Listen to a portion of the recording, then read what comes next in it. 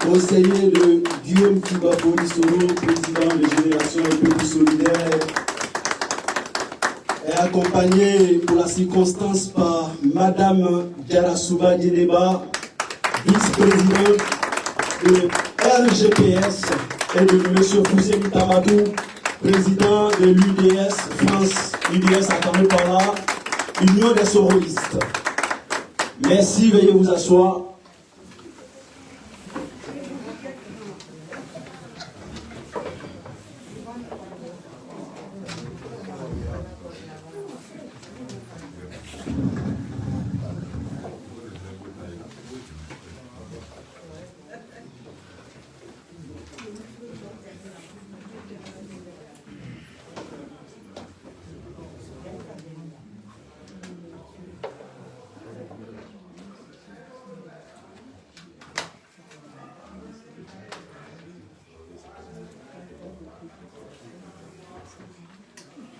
Alors,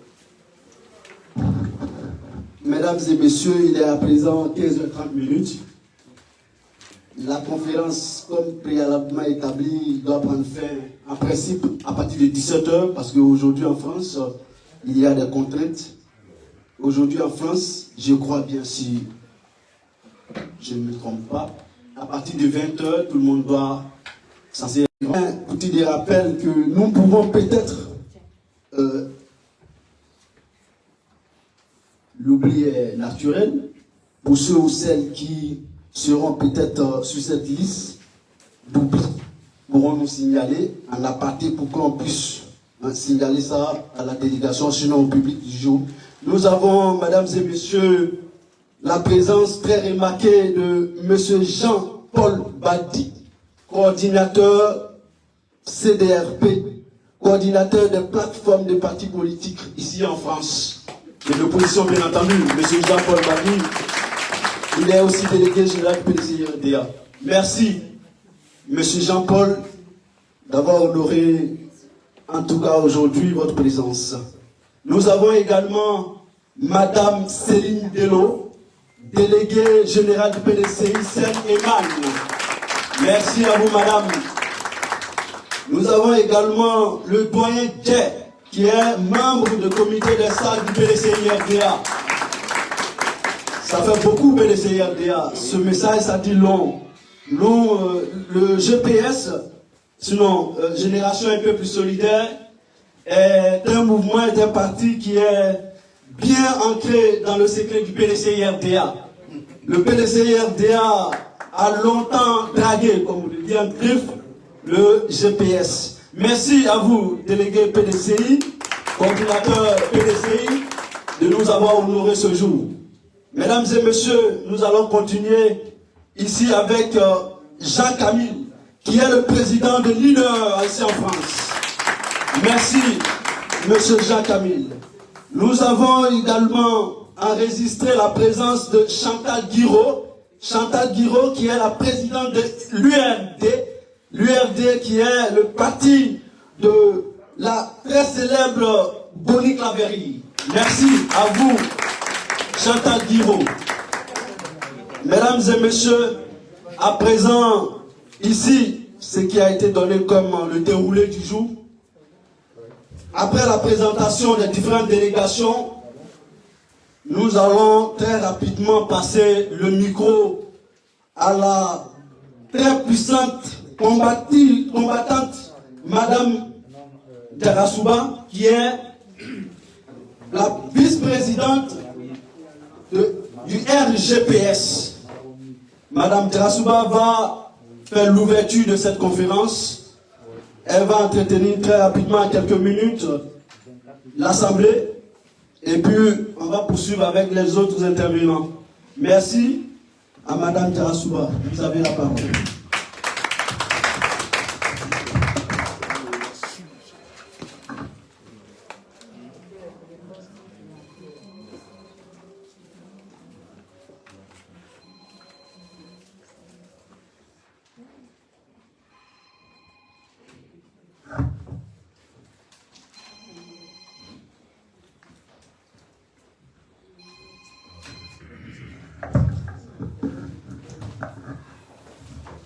Bonsoir, chers frères et sœurs. Bonsoir, honorable le député Isiaka Fofana, conseiller de son leader, son Excellence Guillaume Kibafori Soro, SDG de la LONASI. Bonsoir au coordinateur, M. Jean-Paul Badi, coordinateur de la CDRP, coordinateur des plateformes des partis politiques de l'opposition ivoirienne ici en France et délégué général du PDCI RDA. Bonsoir Madame Dello et son époux, excusez-moi, délégué général du PDCI RDA. Bonsoir au coordinateur Jean-Camille de la plateforme, nous avons beaucoup de coordinateurs, qui est aussi le président des leaders, celui qui représente Mamadou Koulibaly ici en France. Alors, j'ai dû oublier d'autres parce qu'il y en a qui m'ont appelé qui venaient. Je m'excuse si jamais j'oublie de passage des partis politiques que je n'ai pas pu citer. Je m'en excuse. Et je ne peux pas aussi prendre la parole sans remercier les présidents des partis politiques et mouvements formant le GPS. Je salue également de passage les leaders de la société civile, les journalistes qui ont voulu nous rejoindre pour relayer les informations, et illustres invités, mes chers collaborateurs, mon équipe, je vous salue. Mesdames et messieurs,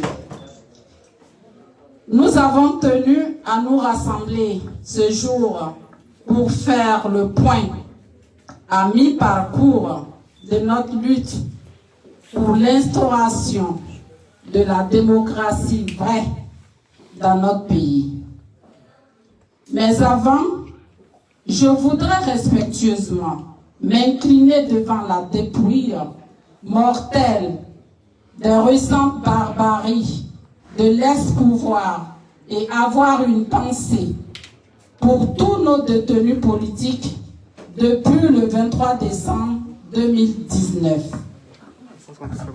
En effet, après ce simulacre d'élection du 31 octobre 2020, il était important pour nous de faire le point de la situation, faire l'inventaire des acquis, améliorer les défaillances et enfin nous projeter dans la suite à donner à notre noble combat.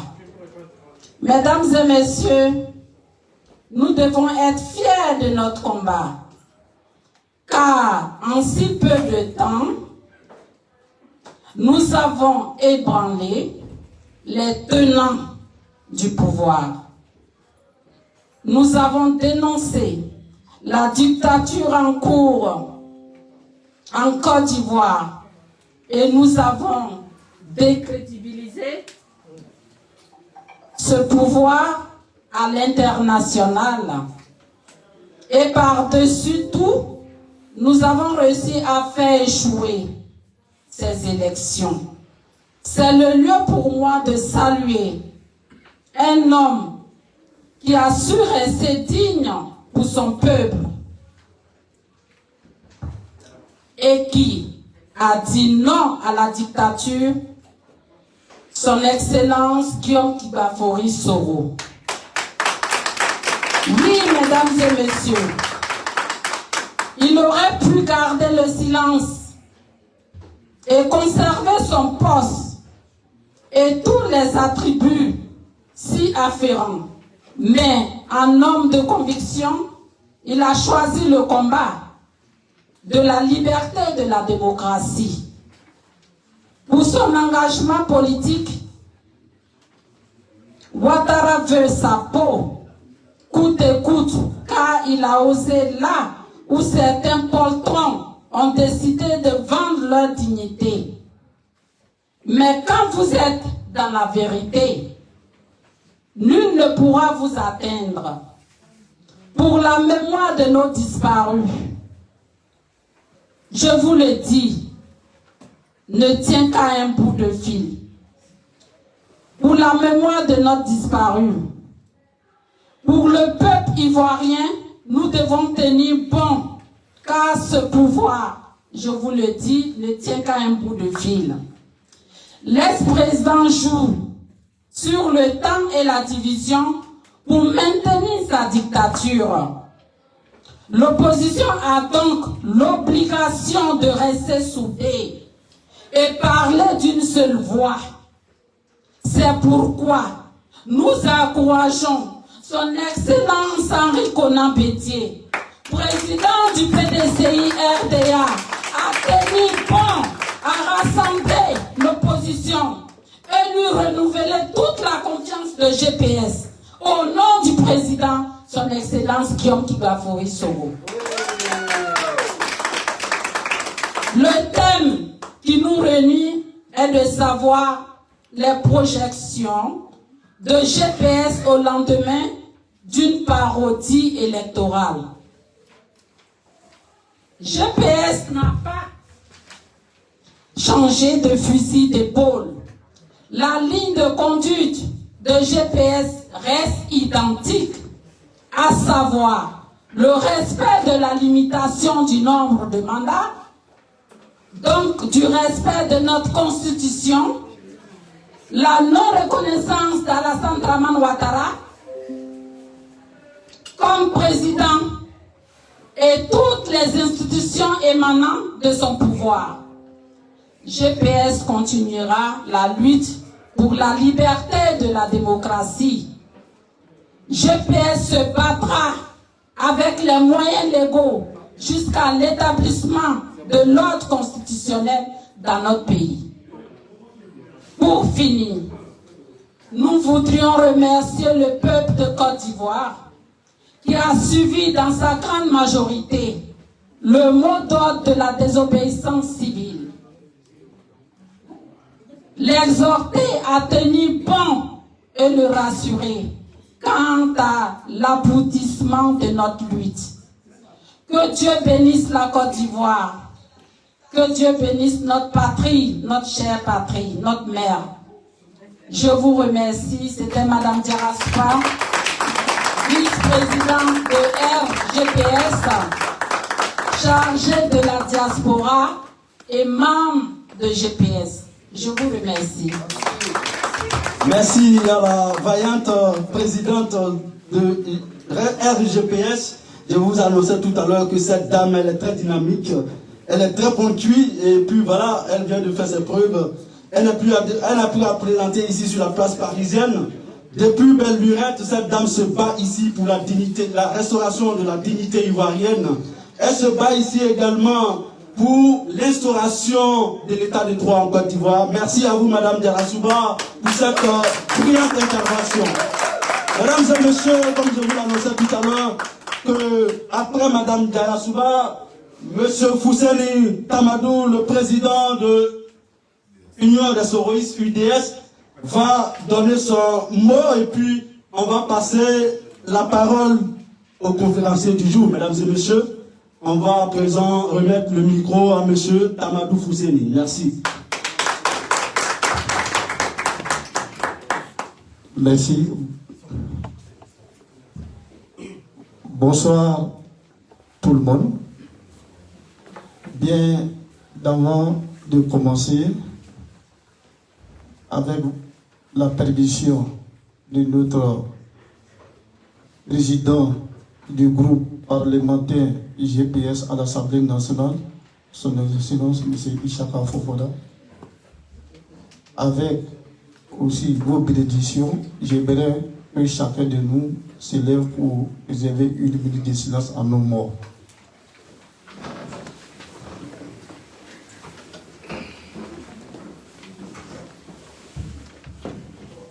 Je vous remercie.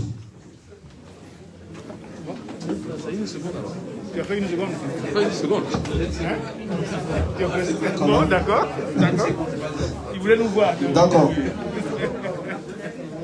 Monsieur le Président du groupe parlementaire des GPS, Monsieur le Président, Messieurs les Présidents des partis et mouvements politiques, Mesdames et Messieurs, en ce jour du samedi 26 décembre 2020, au siège de GPS France, en vous souhaitant une bonne fête de Noël et aussi mes salutations les plus respectueuses.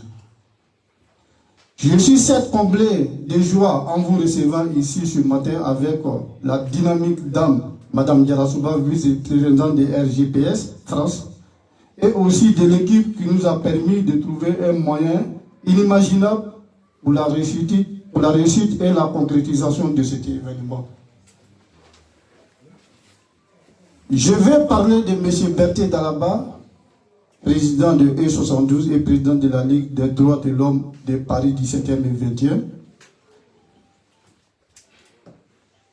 M. Kone Amara, M. Jean-Luc de Souza, Mme Baba Edwige. Je tenais à remercier respectueusement le président GKS en lui adressant mon salut et mes reconnaissances envers sa personne. Je salue du fond du cœur tous les collaborateurs du président GKS, sans oublier sa charmante épouse, Mme Sylvie Tagoro-Soro.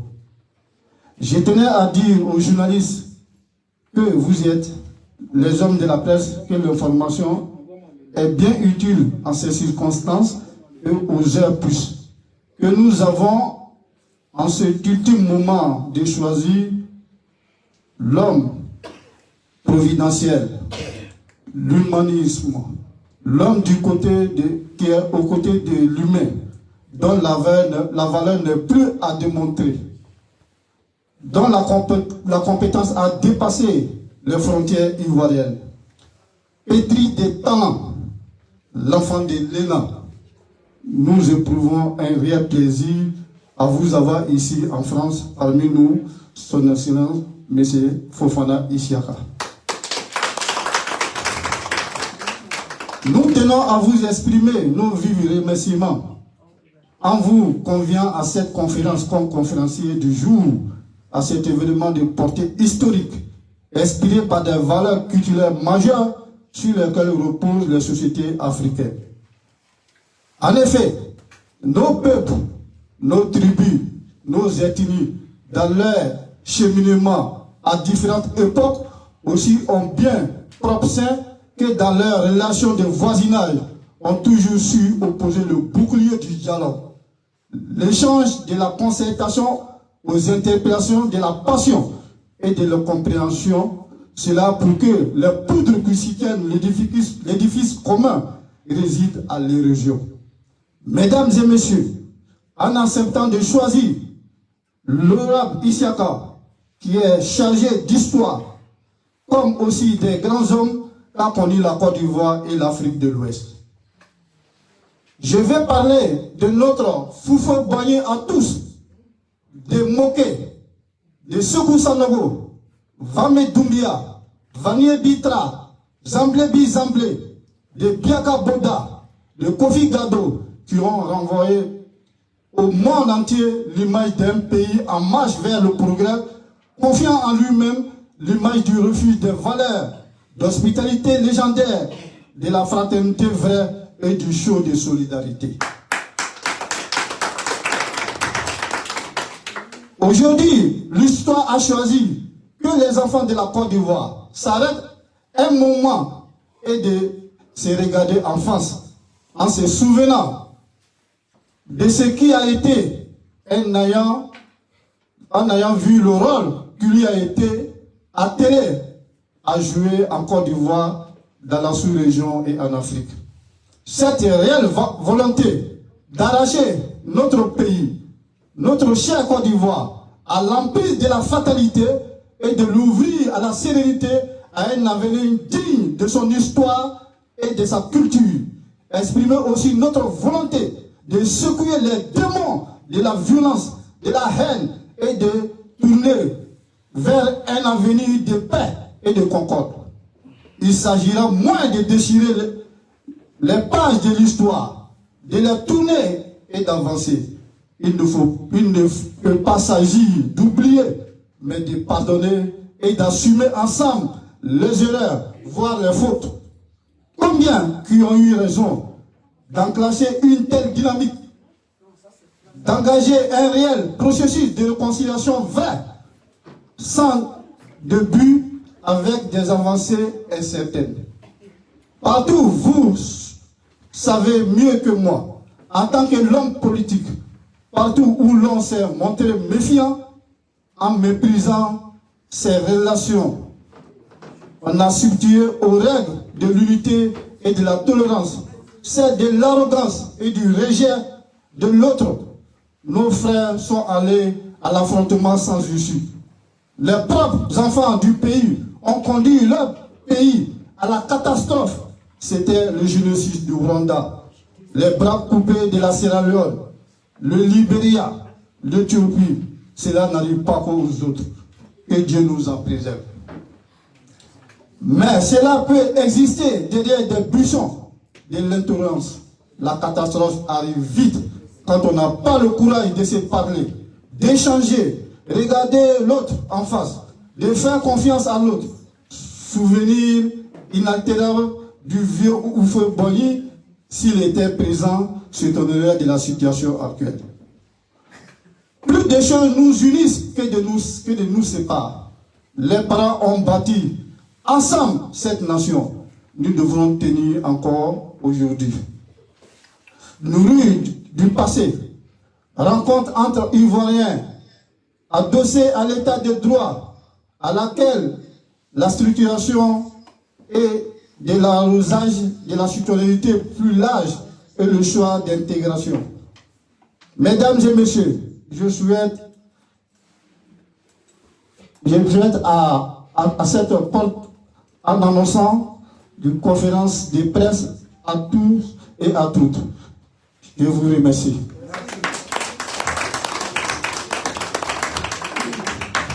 Merci à vous, M. Tamadou Fousseni. Quelle éloquence. Merci. Alors, mesdames et messieurs, on va pas trop tarder à remettre le micro au maître de la parole. Mesdames et messieurs, tout à l'heure, dans l'allocution de M. Fousseni Tamadou, très attentif, oui j'étais, j'ai tiré dans son intervention une expression que j'ai bien voulu marquer pour ne pas oublier. Oui, il a dit que aujourd'hui,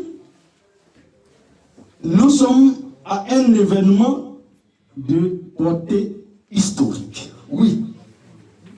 C'est parce que la Côte d'Ivoire, notre mère patrie, est à un tournant décisif de son histoire, qu'il n'est plus question de croiser les mains. Il faut aller à la rencontre de tous les Ivoiriens, de leur parler de la portée historique du combat que nous menons aujourd'hui. Le combat de l'instauration de la démocratie vraie, de l'état de droit, de l'égalité, la justice et la paix. Mesdames et messieurs, comme disait le père fondateur de la République moderne de Côte d'Ivoire, Feu Félix Houphouët-Boigny, la paix, ce n'est pas un verbe, c'est un comportement. Mesdames et messieurs, aujourd'hui, ce que nous constatons aujourd'hui, c'est qu'en Côte d'Ivoire, les comportements se sont très éloignés de la paix. Car aujourd'hui, en Côte d'Ivoire, le dialogue aujourd'hui qui était autrefois l'âme des plus forts est aujourd'hui l'âme des plus faibles. Mesdames et messieurs, je ne veux pas tarder. Aujourd'hui, nous avons affaire à un homme. C'est parce que cet événement est historique que nous avons bien voulu porter le choix sur un homme d'exception comme conférencier du jour. Un homme très effacé, peu médiatisé. Un homme sobre, mais très efficace. C'est parce qu'il est, cet homme est très efficace que c'est son efficacité qui lui a coûté un mandat d'arrêt international. Mesdames et messieurs, il est ENAC, fonctionnaire dans l'administration publique ivoirienne. DAF, directeur administratif et financier, sous la primature de M. Guillaume Soro. Ex-directeur général de la Loterie nationale de Côte d'Ivoire, la LONASI. Depuis 2016, il est député de la nation ivoirienne, élu de la circonscription de Wofla, Kamalo et Sifié. Depuis juillet 2017, il est limogé de son poste, de ses fonctions de directeur national de la LONASI, pour avoir affiché sa fidélité, sa constance, pour avoir affiché son opinion libre. Mesdames et messieurs, sans plus tarder, nous allons donner le micro à cet homme qui va nous entretenir ce jour. Conseiller spécial du président de Génération et Peuple Solidaire, Monsieur Issaka Fofana, député en fonction à l'Assemblée nationale de Côte d'Ivoire, exilé politique ici en France. Je vous remercie.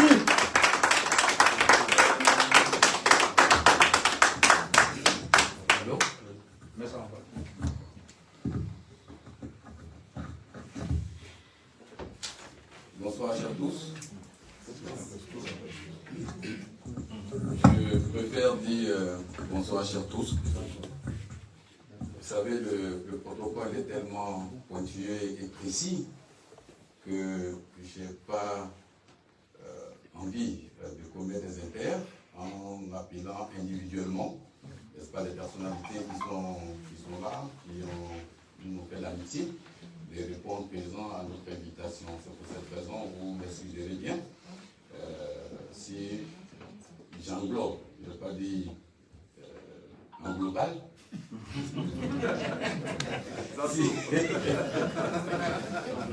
Si j'englobe les titres en disant représentants ou membres des partis politiques de la famille du GPS, mais également les partis alliés de l'opposition qui ont fait l'honneur, nous font l'honneur d'être avec nous ce soir. Pour ça, je vous remercie. Je remercie très sincèrement les partis et mouvements de la grande famille soroïste. Vous savez, le lexique politique s'est enrichi depuis un certain moment. Donc aujourd'hui, on parle de famille soroïste. Donc il est entré dans le lexique. Donc je disais que. Qui est entré dans le lexique politique ivoirien. Donc dit merci à l'ensemble des partis et mouvements politiques de la grande famille soroïste. Cette manifestation me réjouit à plus d'un titre. Vous savez, à la suite de la parodie, n'est-ce pas, d'élection qui s'est tenue le 31 octobre 2020, après la prestation de serment, beaucoup d'Ivoiriens étaient compris des doutes, des découragements parfois. Et la manifestation d'aujourd'hui, pour moi, sonne comme une remobilisation des bases, une remobilisation des acteurs politiques de l'opposition pour dire que le combat, il se poursuit. Et donc, il nous faudra un réarmement, n'est-ce pas, moral, psychologique, pour aller à la conquête, n'est-ce pas, de nos libertés, à la conquête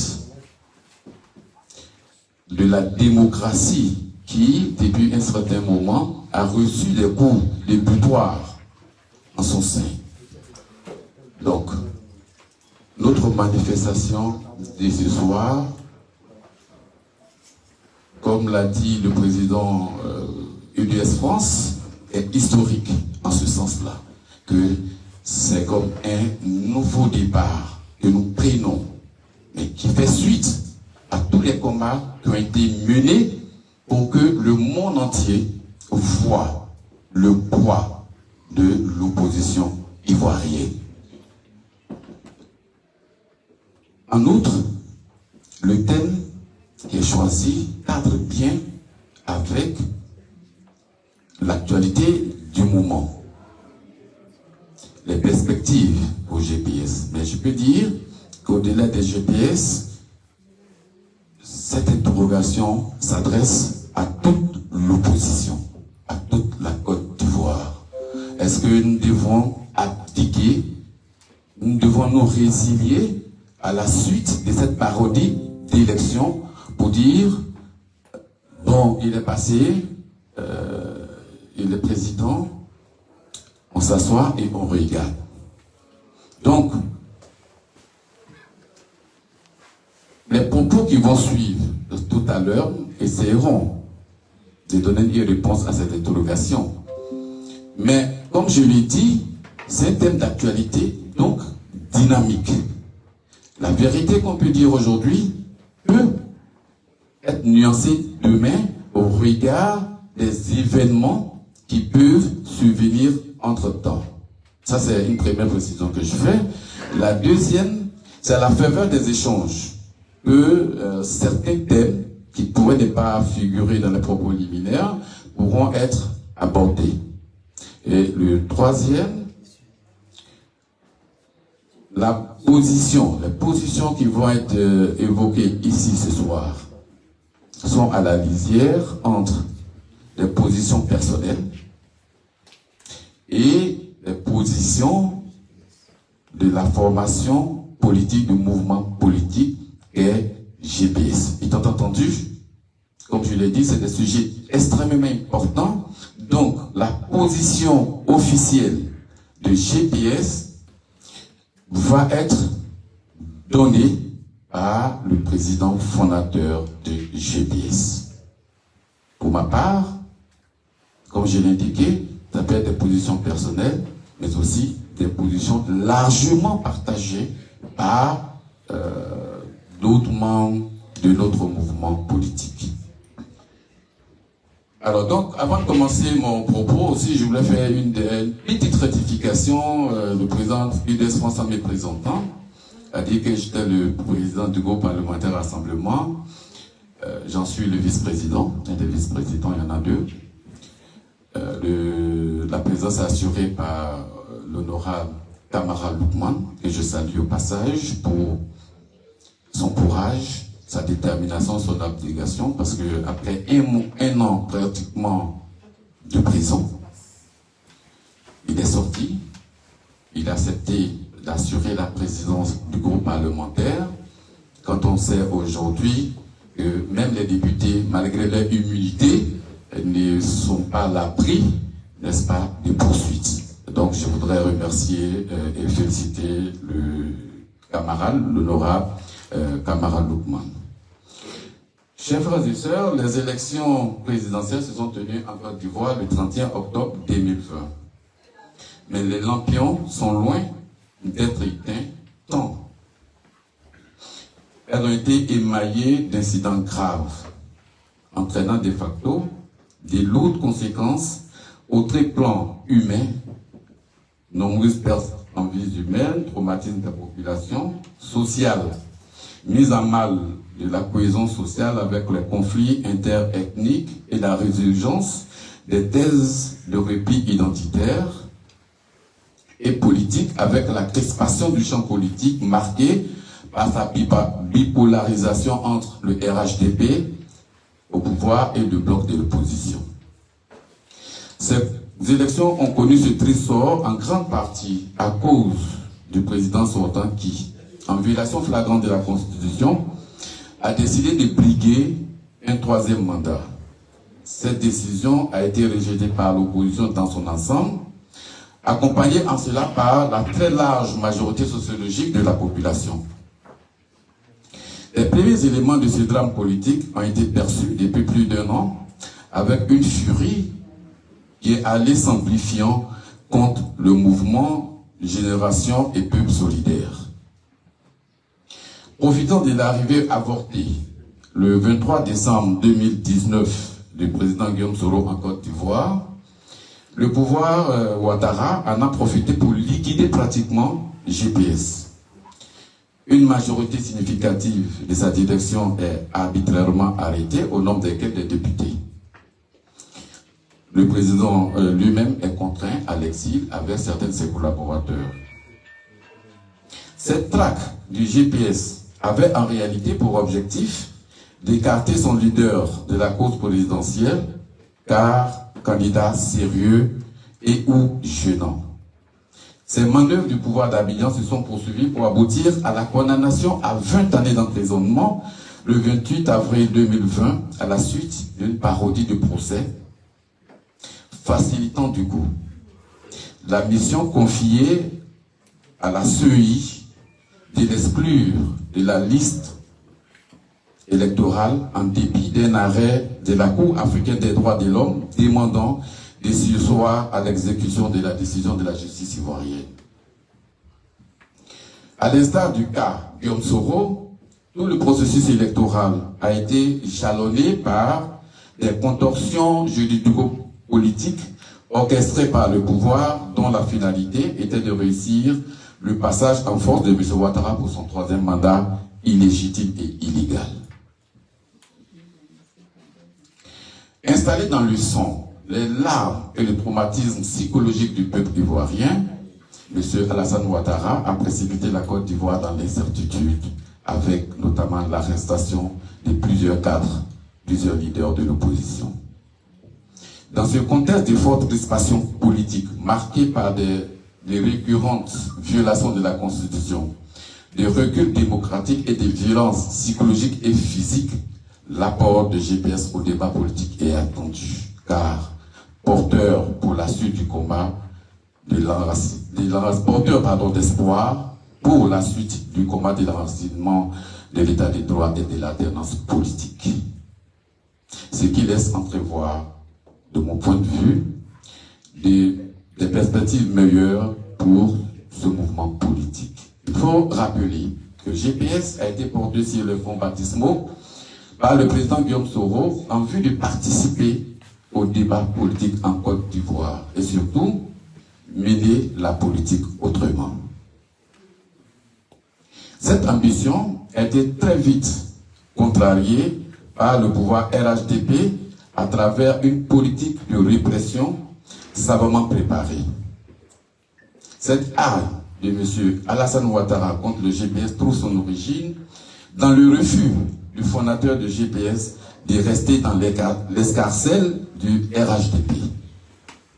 De sorte que l'organisation, l'implantation, la formation des militants de ce mouvement ont été fortement et régulièrement perturbés, voire freinés. En dépit de ces obstacles, le président Guillaume Soro et son mouvement ont été à la pointe du combat contre la violation de la Constitution et de la présidence à vie voulue par M. Alassane Ouattara. Ce combat a été mené avec détermination, sans complexe et surtout avec des arguments solides.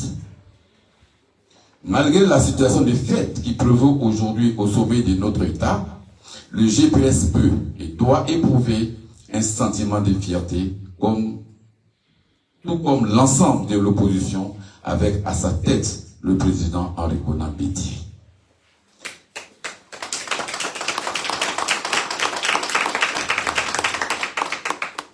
Et ce combat doit se poursuivre jusqu'à la victoire finale, qui est l'instauration d'un véritable état de droit et l'avènement d'un pays résolument démocratique.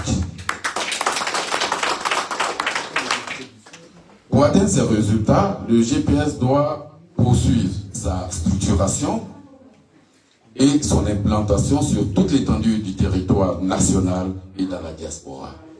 Cette dynamique doit reposer sur le courage, l'abnégation et la capacité de résilience de ses militants. Ces élections qui viennent de s'achever ne sont qu'une bataille facticement remportée par le RHDP. Cette situation ne doit aucunement entamer notre détermination, mais elle doit être plutôt perçue comme une invite à un réarmement moral, psychologique, pour continuer sans relâche, sans compromission, la résistance. Ni résignation, ni abdication, tel doit être le maître mot pour la suite du combat pour GPS. En cela, les derniers événements de l'actualité nationale nous donnent encore les éléments justificatifs de la position de Génération et Peuple Solidaire. Il s'agit de l'ouverture du dialogue entre l'opposition et le gouvernement et le débat sur les élections législatives à venir. En effet, quelques jours après sa parodie d'élection et lors de sa prestation de serment, le chef de l'État a lancé un appel au dialogue en direction de l'opposition. Une initiative louable en soi. Cependant, au regard de la conduite unilatérale du processus par le gouvernement, que peut-on attendre de concret qui aille dans le sens d'une expansion durable du champ politique ivoirien? Car dès l'entame de son initiative, le gouvernement s'est plutôt employé à se choisir ses interlocuteurs au sein de l'opposition, au lieu de laisser celle-ci s'organiser et désigner ses propres représentants. Comment peut-on réconcilier, en excluant les discussions, certains leaders de l'opposition qui sont tout de même des acteurs clés du champ politique ivoirien? À y regarder de près, on se rend compte que cet appel est un os séché lancé au pied de l'opposition. C'est juste une opération de vernissage pour colorier le RHDP dont le pouvoir est taché du sang des Ivoiriens. Toujours à la faveur de sa prestation de serment, le chef de l'État a annoncé l'organisation des élections législatives pour le premier trimestre 2021. Ces élections sont la suite logique d'élections présidentielles dans notre système politique. En conséquence, son organisation à la date indiquée par les tenants du pouvoir n'appelle pas, en apparence, de débats particuliers. Seulement, l'élection du président de la République s'est tenue dans un contexte particulier de surchauffe, marqué par le meurtre d'une centaine d'Ivoiriens et l'emprisonnement de certains leaders de l'opposition. Et cette élection a la particularité d'enregistrer le plus faible taux de participation de l'histoire politique de la Côte d'Ivoire, avec moins de 10% de taux de participation. Dans ce contexte, le pouvoir RHDP tente juste de retrouver, à travers ces élections législatives, une légitimité populaire qui lui fait désespérément défaut. Il n'hésitera pas à utiliser tous les moyens d'État à sa disposition pour parvenir à ses fins. Et la CEI et le Conseil constitutionnel, dont, dans leur composition actuelle, dont la révision a été demandée en vain par l'opposition, constitue la meilleure arme de combat dont dispose le RHDP. La participation de l'opposition dans ces conditions ne sera rien d'autre qu'un acte de légitimation supplémentaire du pouvoir actuel. En outre, à supposer que l'opposition partie y remporte la majorité des sièges, le président de la République a toujours la possibilité de contourner la dite majorité parlementaire en légiférant par ordonnance, comme il a eu coutume de le faire les années antérieures. Vous savez, à l'Assemblée,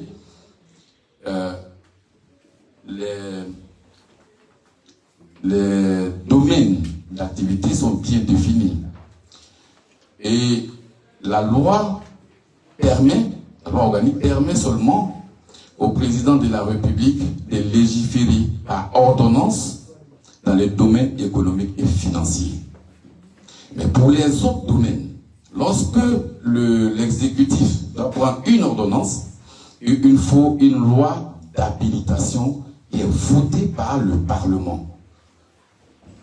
Mais cette pratique a toujours été ignorée par le régime actuel, s'appuyant, ou du moins abusant, n'est-ce pas, de la possibilité qui lui est donnée de légiférer par ordonnance en matière économique et financière. Le chef de l'État, n'est-ce pas, a étendu les domaines d'intervention, ces domaines d'intervention, en intervenant dans des domaines qui relèvent de l'Assemblée nationale. Et à titre d'illustration, le code électoral, si vous vous souvenez, c'est par ordonnance que le code électoral a été adopté là où il fallait une loi. Donc, même si l'opposition participant aux législatives était majoritaire au Parlement, le chef de l'État a toujours la possibilité de contourner, n'est-ce pas, cette majorité-là, en légiférant par voie d'ordonnance. Dans ce cas, la majorité obtenue par l'opposition ne va lui servir que de l'eau de consolation, et à la limite avec un prime, une présidence de l'Assemblée nationale, mais là encore vidée de tout son contenu. Ça, c'est le premier scénario. Le deuxième scénario a supposé que l'opposition participe, mais ne remporte pas la majorité absolue à l'Assemblée. Là, j'allais dire, les conséquences seront encore plus dramatiques. Parce que les années passées, le RADP était majoritaire à l'Assemblée nationale. Mais ce régime n'a jamais respecté les droits de la minorité parlementaire. À titre d'illustration, la formation du dernier bureau de l'Assemblée nationale, alors que le règlement intérieur de l'Assemblée stipule que la formation du bureau de l'Assemblée nationale doit refléter la représentation nationale à l'Assemblée nationale, mais le président de l'Assemblée qui a succédé au président Guillaume Soro a formé un bureau, j'allais dire, unicolore. Voilà, à presque plus de 80% RHDP. Alors que le RHDP à l'Assemblée représente à peu près 65 à 70%, mais le bureau, dans sa composition actuelle, est à presque 90% composé de députés RHDP. Donc, il laisse voir clairement qu'en cas de minorité, comme je l'ai indiqué, la situation sera encore plus dramatique pour l'opposition.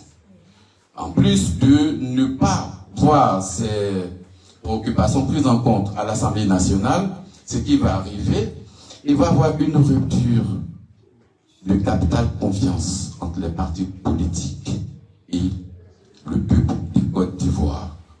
Et là, les partis d'opposition pourraient être taxés des parjures. Comme si l'opposition avait fait des petits arrangements avec le pouvoir dans son dos. Et dans ces conditions, la remobilisation du peuple va être encore plus difficile. Parce que les partis de l'opposition, en allant à cette élection, dans les conditions actuelles, je dis bien dans les conditions actuelles, où aucune condition posée à l'ouverture du dialogue n'a été prise en compte, les préalables qui ont été posés jusqu'à aujourd'hui, aucune de ces conditions n'a connu un début d'exécution. Alors si l'opposition allait dans ces conditions-là à ces élections, on pourrait se poser la question, on y va pour gagner quoi? Surtout que dans sa composition actuelle, la CEI n'est rien d'autre qu'une section du RHDP. Qu'est-ce qu'on espère? Donc, pour le GPS, c'est vrai, il faut combattre la politique de la chaise vide. Oui, aux élections législatives, mais pas à n'importe quelle condition. Il faut que les conditions, les problèmes, les préoccupations posées lors de l'élection présidentielle qui ont amené le président Henri Konan Bédié, le premier ministre Safi Nguessan à s'abstenir de participer, il faut que ces conditions-là soient remplies de manière à ce que l'élection législative reflète la réalité du terrain. Voilà. Je vais être bien clair, le GPS ne dit pas qu'on ne veut pas d'élection. Le GPS ne dit pas il faut pratiquer la politique de la chaise vide, mais le GPS dit oui à l'élection législative, mais à certaines conditions de transparence et de crédibilité du scrutin à venir. Au regard de ce qui précède, la position de GPS paraît univoque. Bien qu'important, la participation de l'opposition aux législatives ne peut pas être la priorité du moment. La satisfaction des préalables évoqués par l'opposition à l'ouverture du dialogue avec le gouvernement doit plutôt la satisfaction des préalables évoqués par l'opposition à l'ouverture du dialogue avec le gouvernement doit plutôt retenir toute notre attention. Autrement, elle trahirait, pas de l'opposition, elle trahirait la confiance de la majorité du peuple ivoirien et les conséquences pourraient considérablement et durablement saper son capital conscience. Pour le GPS, il faut inscrire la lutte politique dans le temps en se posant en machine politique redoutable. Avec les autres membres de l'opposition, il nous faut survivre aux tempêtes actuelles caractérisées par des massives violations des droits de l'homme et des délits de démocratie. Garder espoir quant à la chute du LHDP, déjà vermoulu, car portant en lui-même les causes endogènes de sa prochaine mort. Mesdames et messieurs, je vais m'arrêter là, conclure mes propos, tout en réitérant mes remerciements pour les organisateurs de cette conférence. Remercier les partis frères qui ont accepté d'être avec nous, qui illustrent, n'est-ce pas, de l'union retrouvée au sein de l'opposition. C'est extrêmement important pour la suite du combat. C'est un appel que nous lançons à nouveau. Je sais que nos leaders en sont suffisamment conscients que c'est dans l'union que nous pourrons venir à bout du pouvoir actuel. Je vous remercie.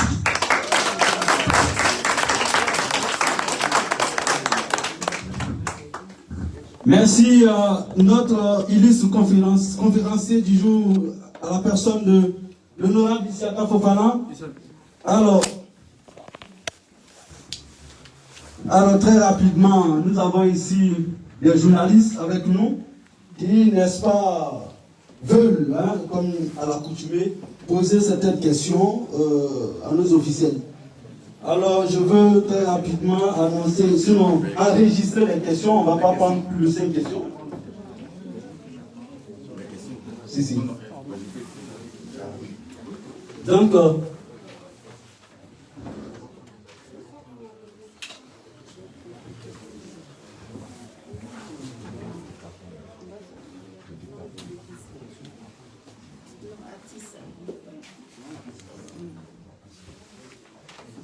excusez-moi, on dit que le chronogramme a été changé. On va appeler nos artistes qui vont rester avant la série de questions. Merci.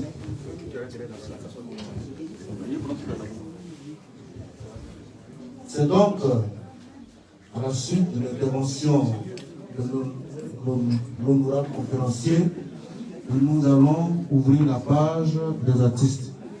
En effet, notre pays va mal. Elle va mal en telle enseigne que les populations ivoiriennes se sentent en prison dans leur pays.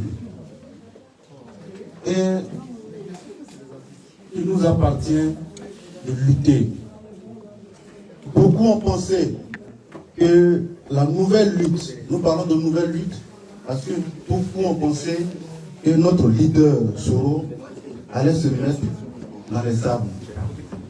Voilà pourquoi dans le schéma du pouvoir en place, il faut permettre aux gens de prendre les rues avec les armes et profiter, faire un nettoyage. Et comme leur plan a échoué, ils sont perdus. Alors que Soro, nous avons tous ici, au niveau de l'opposition, nous avons gagné en maturité. Mais la lutte continue. Et donc je voudrais ici citer un penseur, Sénèque, qui dit: un bonheur que rien n'a entamé succombe à la moindre atteinte. Mais quand on doit se battre contre les difficultés incessantes, on s'aguerrit dans l'épreuve. On résiste à n'importe quel mot, et même si l'on trébuche, on lutte encore en chemin. Ceci pour dire que les Ivoiriens, jusqu'à la dernière chose, vont lutter. Le pouvoir, il est illégitime. Le pouvoir, il est illégal.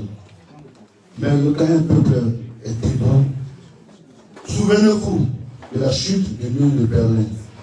Ce pouvoir va chuter. C'est donc pour aller dans le sens du programme que nous voulons annoncer un artiste. Un artiste qui réellement n'est plus à présenter dans toutes les questions de forme. Nous voulons appeler ici, sous vos acclamations, Andy la boîte noire. Andy la boîte noire.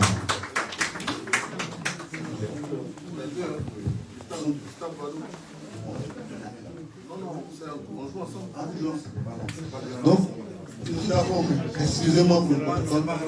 Nous appelons Andy la boîte noire et Gustave Bado.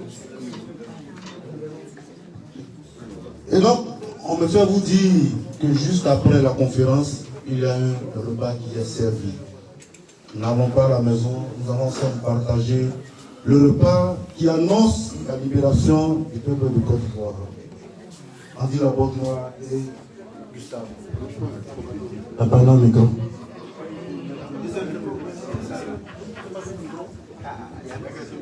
Ok, en Zougou, ça réussit toujours. Zougou! Zougou! Est-ce qu'on peut faire du bruit pour le GPS?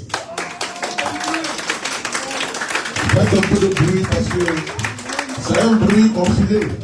Mais on va déconfiner ça en Zougou. Et puis, bientôt, on va rentrer chez nous un peu.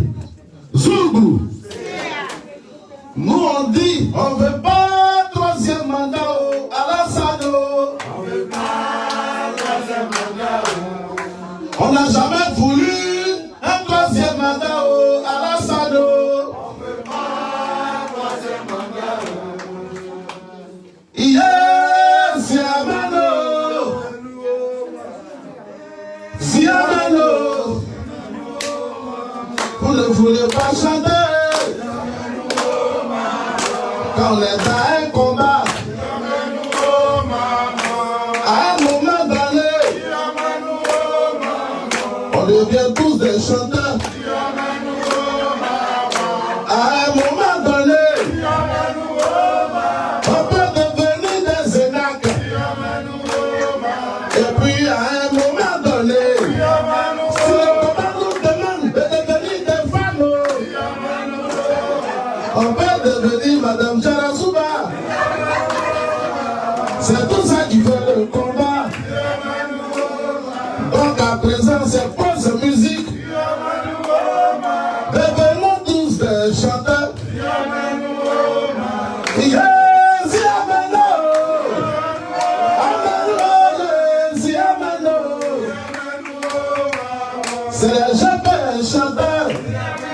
Dans GPS, il y a Technique Banani. Si tu connais Technique Banani, pas du bruit. C'est lui l'enfant terrible. Maintenant, nous, on ne veut plus insulter. On ne veut plus prendre des fusils. On veut faire la politique autrement. Comment tu es puissant? Toi seul, tu ne peux pas gagner 10 personnes.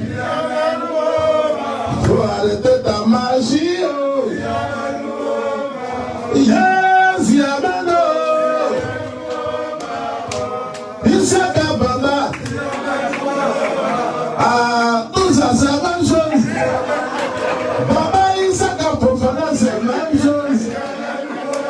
Je sais que lui, dans sa lignée, il n'a qu'à me dire s'il n'y a pas Baba dedans. Alors on applaudit, je passe. Nous, on est à Paris. C'est ça, c'est pour nous tous. Mais ça dépend du partageur. On va se détendre. Répondez, on va se croiser en studio. Jour. Cela qui va folio. Folio. Qui va folio. Mais pourquoi vous tremblez? Pourquoi il tremble? Cela qui va folio. Le monde entier bouge. Mais les gens là, ils tremblent. Mais pourquoi vous tremblez? L'enfant n'a même pas encore parlé. Mais pourquoi vous tremblez? Il voulait être candidat. Mais pourquoi vous tremblez? Monsieur Fofana, il voulait être candidat. Ils ont refusé. Mais pourquoi vous tremblez? On va venir à Abidjan. Ça là aussi. Ils disent qu'ils ne veulent pas. Les amis de Soro, ils sont même pas candidats et qui sont à Abidjan. On les a tous pris en prison. Tout ça à cause de Soro. Lui-même, il n'est même pas encore arrivé là-bas. Mais quoi qu'il en soit, quelle que soit la longueur de la nuit, un jour il fera jour. Un matin on ira chez nous. Vous savez cette histoire? Si on veut chanter une chanson de ça, on ne quittera jamais ici. Faites du bruit pour notre plaisir.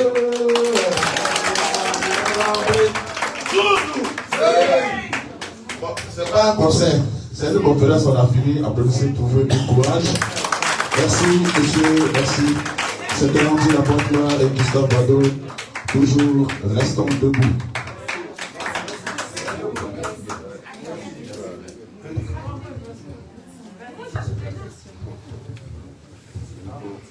Merci bien aux artistes. Nous avons fini la phase pratique, la phase d'enseignement. On nous a suffisamment instruit sur la situation du prévôt en Côte d'Ivoire. Il nous a instruit sur la position du GPS. L'artiste a dit une chose qui est essentielle. Au GPS, nous avons toutes les sensibilités intellectuelles. Nous avons des énarques, nous avons des politologues, nous avons des artistes, nous aurons des médecins.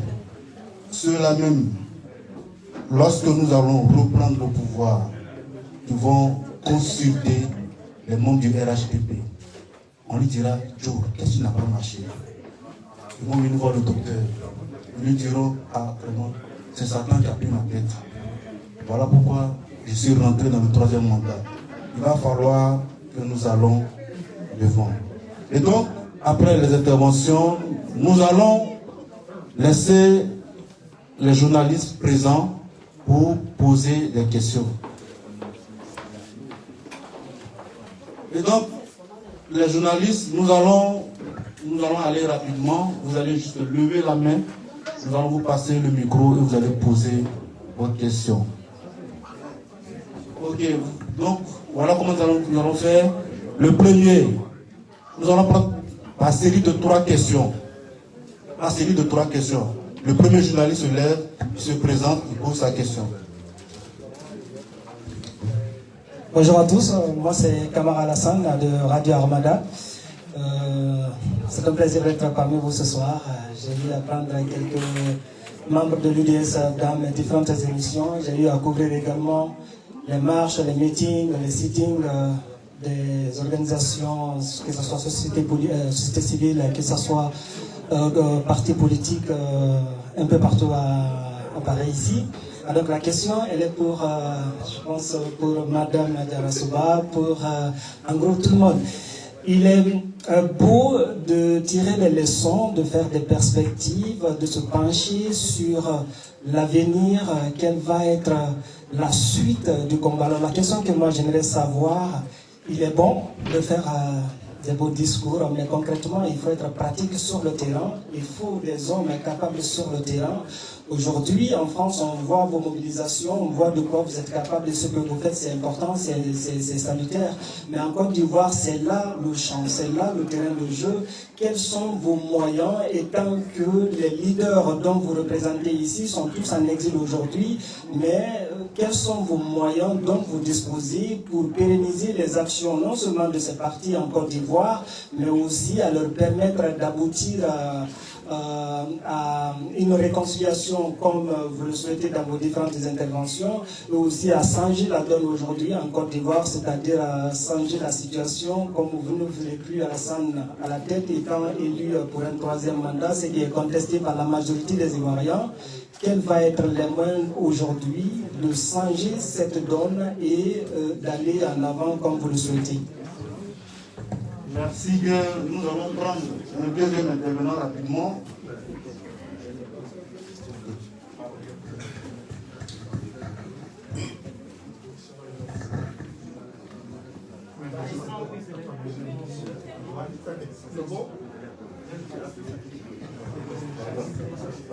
Bonsoir, chers à tous.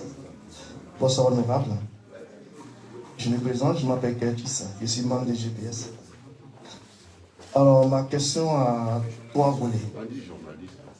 La première, je voulais savoir aujourd'hui la position du GPS dans la politique ivoirienne. Ça, c'est ma première question. Ma deuxième question, toujours le GPS, je voulais savoir la position du GPS dans l'opposition. Parce que nous savons tous aujourd'hui ce qui s'est passé.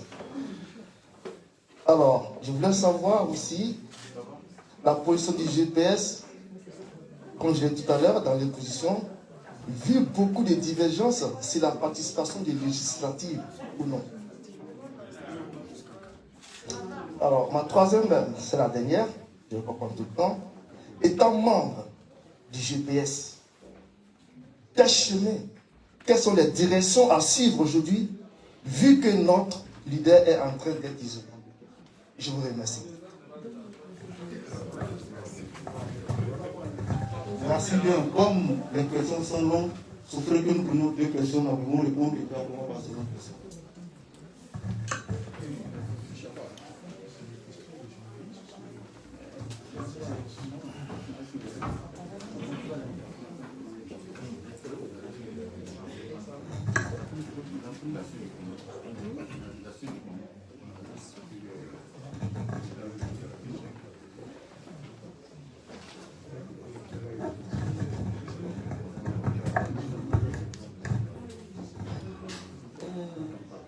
Merci aux journalistes de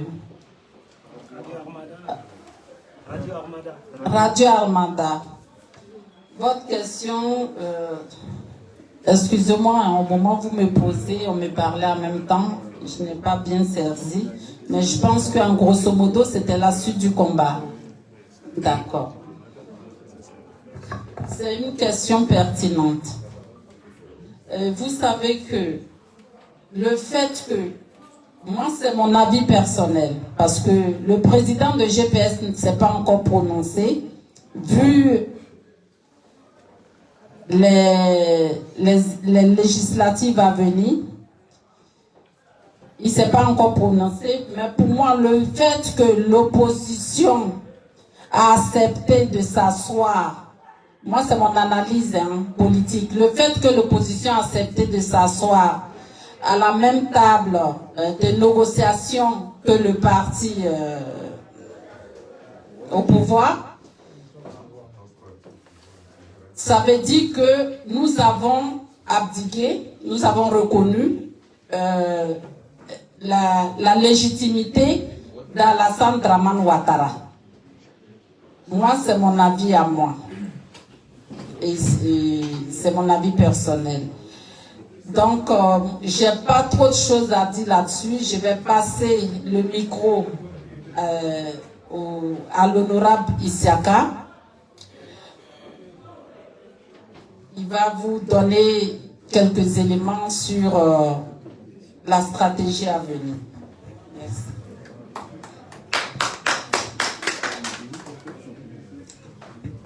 Merci beaucoup.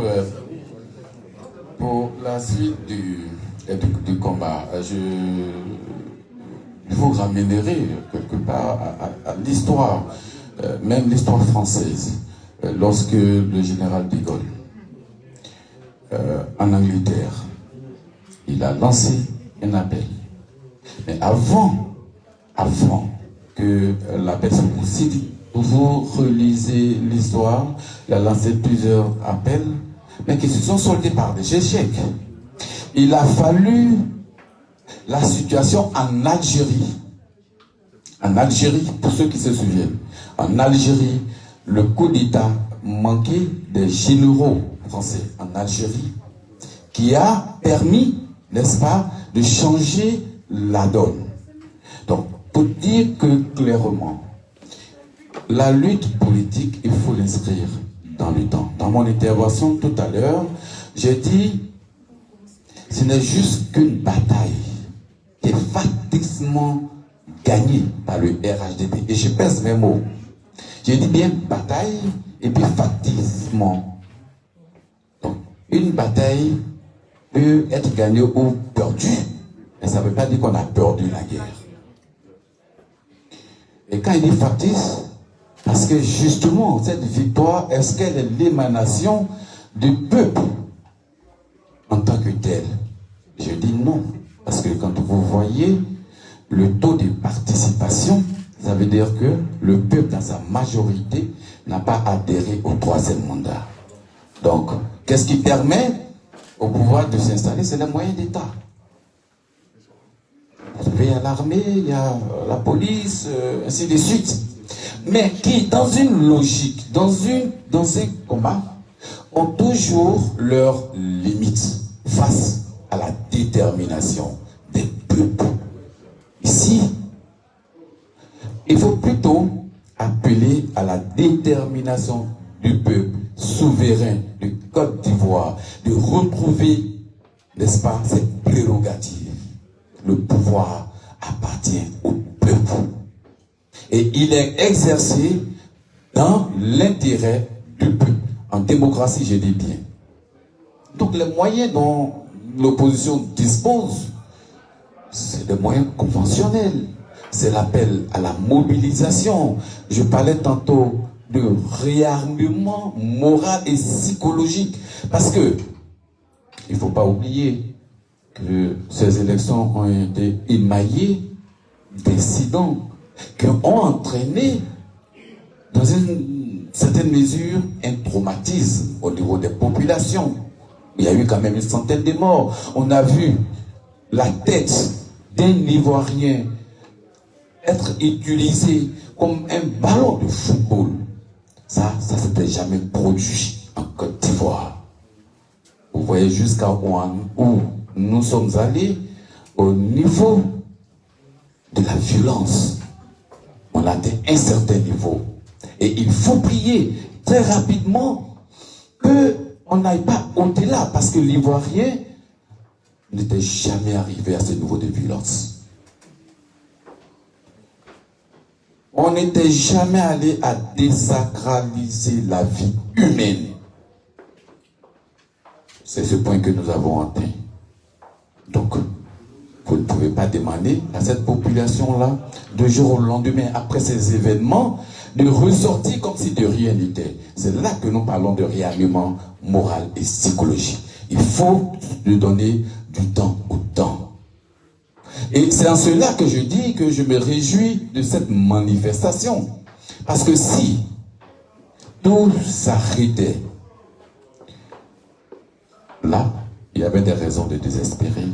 Et au niveau du pays, en raison, comme je l'ai indiqué, des mesures de répression, d'une politique de répression savamment mise en œuvre, pour l'instant, le peuple est dans une position, je ne dirais pas d'attentisme, de défaitiste. Il appartient alors en ce moment aux différents leaders d'avoir l'approche nécessaire, l'approche idoine pour que cette population puisse sortir de son traumatisme.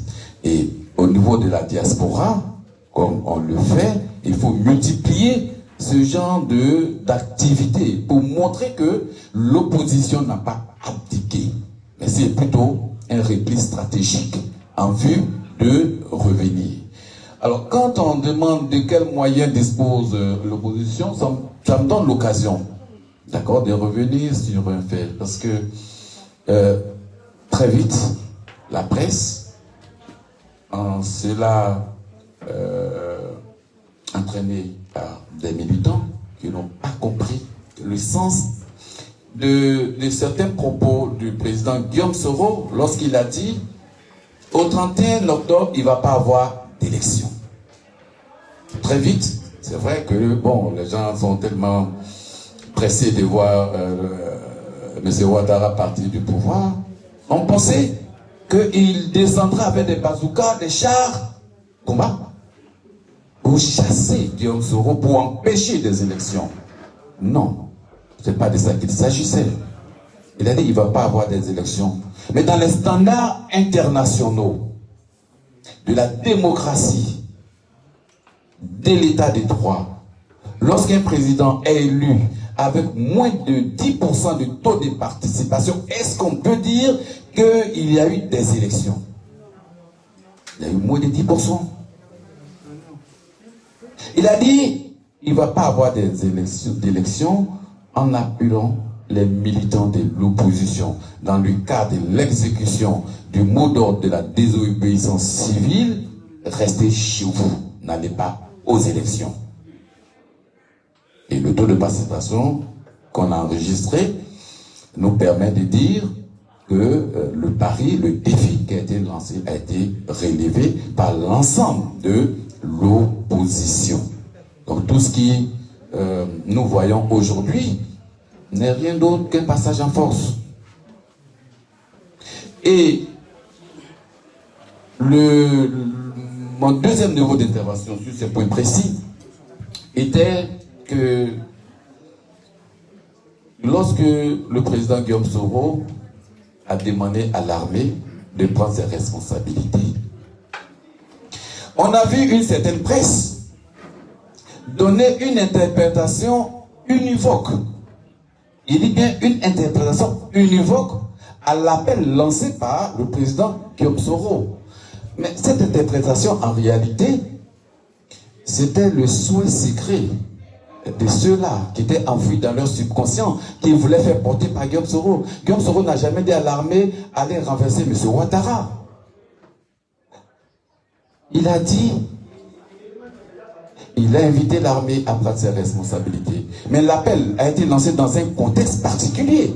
Vous vous souvenez qu'il y avait les milices qui agressaient les militants de l'opposition qui sortaient manifester et parfois au vu et au su de certaines forces de l'ordre. Donc, en demandant à l'armée de prendre ses responsabilités, c'était de dire oui, la mission qui vous est dévolue, c'est de protéger les biens et les personnes, les citoyens. Mais voici des citoyens qui sont en train d'exercer un droit qui leur est reconnu dans la Constitution, le droit de manifester, d'exprimer son opinion, mais qui sont en train d'être massacrés par des miliciens. Donc c'est tout à fait normal que Guillaume Soro puisse demander à l'armée de protéger ces militants-là, de protéger ces citoyens ivoiriens. Alors pourquoi avoir une interprétation uniforme, alors qu'on peut bien donner une autre interprétation comme celle que je donne, qui est en réalité le fond de sa pensée quand il lançait l'appel. Donc les moyens dont dispose l'opposition, c'est des moyens politiques,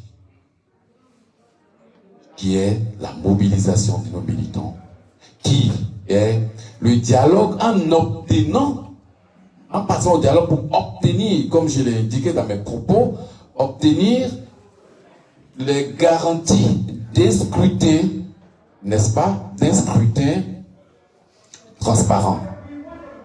Voilà. D'un scrutin qui reflète le poids de chaque formation politique, mais qui soit vraiment transparent. Mais pourquoi voulez-vous aujourd'hui qu'on puisse, parce que M. Ouattara a prêté serment, on abdique. De quels moyens dispose M. Ouattara en 2000, vous vous souvenez, lorsque le président Laurent Gbagbo a été élu, le RDR n'a jamais reconnu l'élection de M. Gbagbo, du président Gbagbo, Laurent Gbagbo. Ils l'ont dit. Ils sont restés jusqu'à ce qu'en 2010, il vienne au pouvoir. Est-ce que le fait d'avoir prêté serment voudra dire que on perd toutes nos capacités politiques? Non. C'est à nous qui nous ne reconnaissons pas en l'élection, qui ne nous reconnaissons pas en l'élection de M. Alassane Ouattara, de continuer à nous battre. La deuxième question qui est la divergence au niveau de l'opposition, mais vous ne pouvez pas avoir des leaders, d'accord, de ces niveaux, et puis qu'un problème vienne, qu'il y ait l'unanimité. Du coup, c'est des débats, des discussions que va jaillir, fleurir, n'est-ce pas, la meilleure position à prendre. Les débats qui ont cours actuellement ne doivent pas nous amener à désespérer, parce que, écoutez, vous ne pouvez pas avoir des gens du rang du président Henri Konabidi, qui est quand même docteur en droit en économie, d'accord, qui était président de la République, mais le président Laurent Gbagbo, avec les fonctions qu'il a occupées, le Premier ministre, président de l'Assemblée nationale Guillaume Soro, le Premier ministre Afin Gussan, toutes ces personnalités-là, un sujet ne peut pas venir, et puis, du coup, sauf si nous étions dans le champ religieux. Là, c'est des dogmes, c'est là, tout le monde y croit. Mais dans le champ politique, c'est les débats. Le principe, c'est les débats. On débat et à la suite, une position peut se dégager. Donc, je voudrais rassurer les uns et les autres que les débats qui ont cours ne sont pas des preuves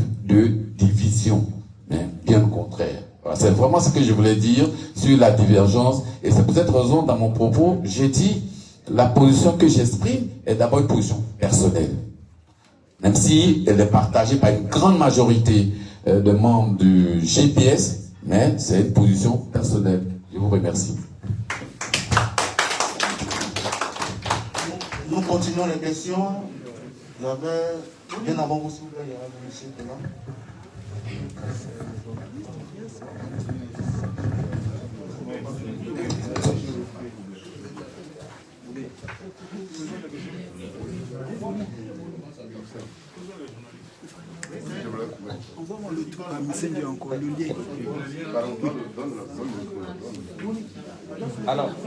Allô? Oui, bonsoir à tous. Je suis M. Touré. Et avant tout propos, je présente mes sincères condoléances à Mme Dina Badirasouba, dont l'un des proches collaborateurs a perdu son épouse. Et mes condoléances les plus adressées, Madame la coordinatrice. Alors, ma question, c'est au niveau de l'opposition. Et je sais que juste avant les élections, il y avait quand même une certaine osmose, une attente vraiment de tous les partis de l'opposition. On l'a constaté par, pas dit le boycott, mais bon, la réclamation des conditions normales d'une élection juste, inclusive, avec la participation de tous les candidats, même ceux qui ont été. Malheureusement, ça n'a pas tenu. Et à nos grandes surprises, ce qui fait cette temps-ci l'actualité, c'est la participation de l'opposition à une discussion avec le parti qui est au pouvoir. Alors, moi, je voulais savoir, vous qui êtes un très proche du président GPS, est-ce que le GPS a été contacté juste avant cette rencontre? Ça, c'est ma première question. Et la deuxième, c'est au niveau des conditions, des préalables. J'ai lu dans la presse, généralement, les conditions posées par l'opposition pour la suite des discussions. Et entre autres, il y a la recomposition de la CUE, il y a la libération des prisonniers politiques et tout. Ma question est que si le parti au pouvoir accède à cette doléance, est-ce que le GPS prendra part aux élections? On sait que le financement des élections se fait par le nombre de parlementaires. Et maintenant, si les conditions sont satisfaites, est-ce que vous, les cadres du GPS qui est en exil, est-ce que vous comptez prendre part à ces élections si elles se tiennent dans le premier trimestre de l'année 2021? Merci. Passons à la deuxième intervention.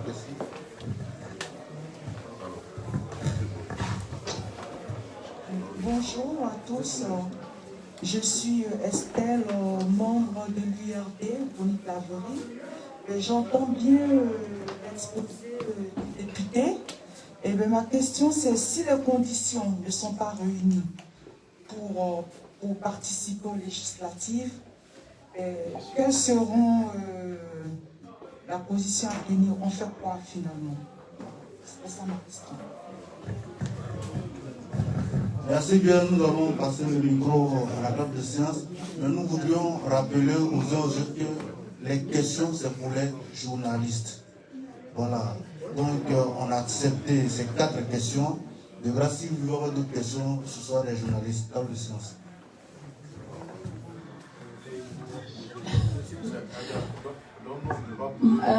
Madame, pardonnez, Estelle de URD, de Chantal Guiraud, France, c'est ça? Ah, elle est là. D'accord. Soyez la bienvenue, chers combattants. Mais vous-même, vous avez déjà répondu à votre question.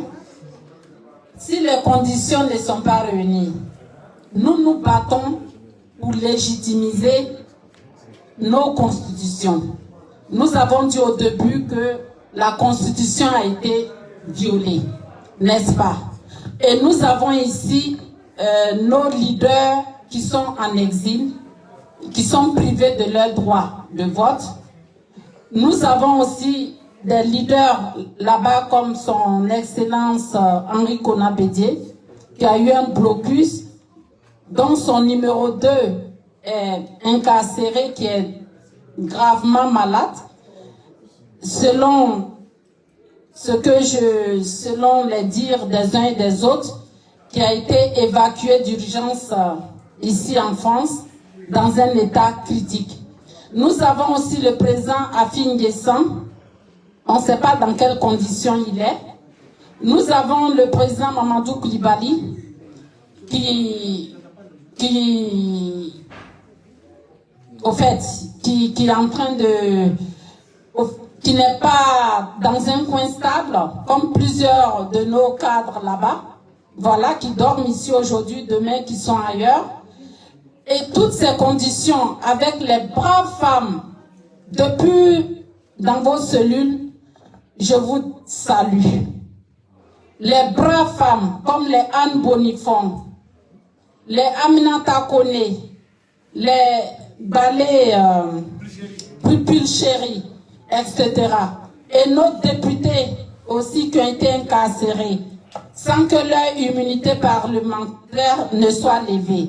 Et des hommes aussi qui ont été incarcérés, avec toutes ces conditions, comment vous voulez que nous participons à d'autres élections à venir. La CEI qui est là-bas, c'est la même CEI.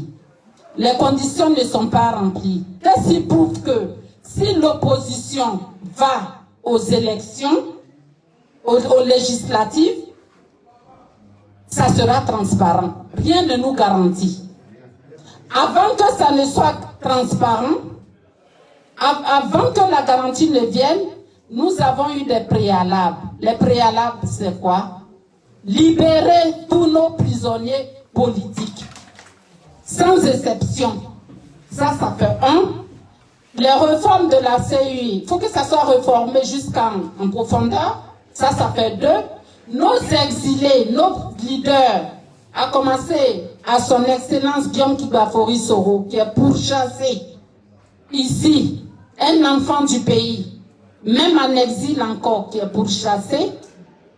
Il faut qu'on lui donne tous ses droits. Nous, on se bat pour instaurer la démocratie dans notre pays. On se bat pour ne pas que nos lois fondamentaux soient violées.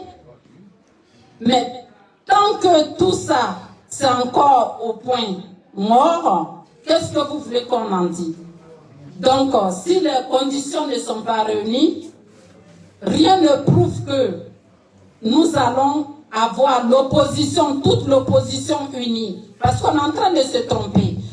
J'ai eu des coups de fil, on me dit, mais en 2010, on a fait l'erreur. En 2010, mais en 2015, pardon, on avait reconnu la légitimité du président. Ce n'est pas le même cas que maintenant. En tout cas, c'est ce qui me concerne. Je ne parle pas au nom de Guillaume Soro. Moi, c'est mon analyse personnelle. Si nous cautionnons, nous partons nous asseoir pour étudier une stratégie quelconque avec le parti au pouvoir, ça veut dire que on implique, on est en train de reconnaître sa légitimité présidentielle. Alors, c'est pas le cas. En tout cas, pour moi, si les conditions ne sont pas réunies, en tout cas, je ne pense pas que nous pouvons participer à ces élections législatives. Merci. Je vais laisser le maître de la conférence débattre le reste, parce qu'il reste encore deux questions. Merci beaucoup, Madame Darasouba.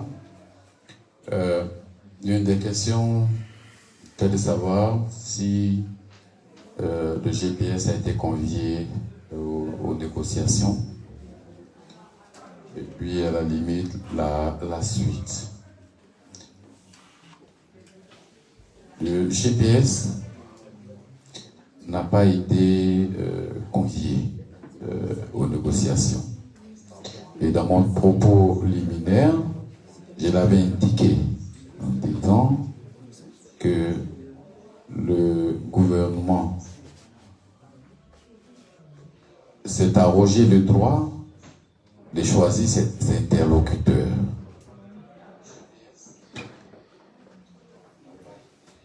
Or, ce dialogue-là, comme le président Henri Konan Bédié l'a dit, vous savez, c'est en cela que je dis qu'il faut continuer la lutte et que le pouvoir RHDP, c'est un pouvoir vermoulu. Parce que lui-même, chaque jour qui passe, pose les conditions pour montrer à tout le monde que, bon, voilà, on a des raisons de ne pas faire confiance. Vous savez que dans le contexte, nous ne sommes pas seuls. Il y a des partenaires. Il y a des pays, d'autres pays qui disent, bon, la situation telle que vous, l'opposition, il faut aller. D'accord? Il faut que vous négociez, il faut que vous parliez. On ne peut pas cette situation qui commande que les acteurs puissent se parler. Vous verrez tout le sens de la grandeur d'esprit du président Henri Konan Bédié lorsque on met le CNT en place. Que le pouvoir crie que c'est une officine de déstabilisation. Oui, c'est subversif, ils ont mis le CNT, ils veulent, etc.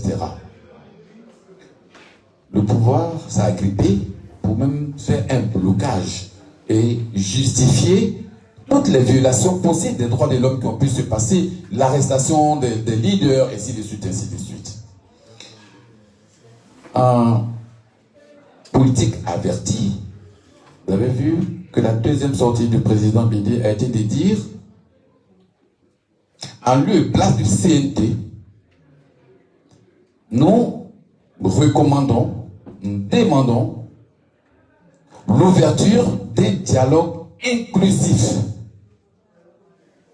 qui va voir la participation de tous les acteurs politiques.